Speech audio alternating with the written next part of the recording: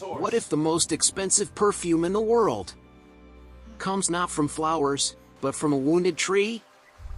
A tree that suffers, transforms, and hides its treasure deep inside. This is the story of oud, nature's rarest fragrance. Born from imperfection, perfected by human hands. Hidden deep within the forests of Southeast Asia, the Aquilaria tree guards one of the most precious secrets in perfumery.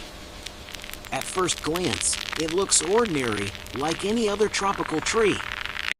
But beneath its bark, a silent transformation begins. When the wood becomes infected by a certain type of mold, the tree reacts to defend itself. In that defense, a dark, aromatic resin is born. That resin is what we call oud. For years, the infection spreads slowly, layer by layer, turning pale wood into a deep, fragrant heartwood. It can take decades for nature to complete this process. And each tree tells a different story. Once harvested, the journey continues in the hands of skilled artisans. The precious heartwood is carefully cleaned, dried, and prepared for distillation. Each piece is handled as if it were gold. In traditional distilleries, ancient copper stills heat the soaked wood for days, sometimes weeks. Steam rises, carrying with it the soul of the tree.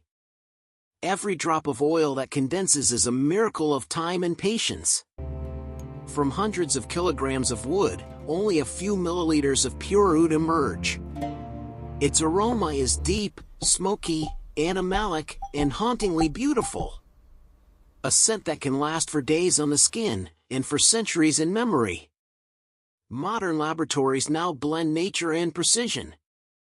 Here, perfumers analyze each molecule, chasing balance and complexity. They call it liquid gold, not only for its price, but for its power to evoke emotion. In luxury perfumes, just one drop of genuine oud can redefine an entire composition. It connects earth to spirit, decay to beauty, imperfection to art.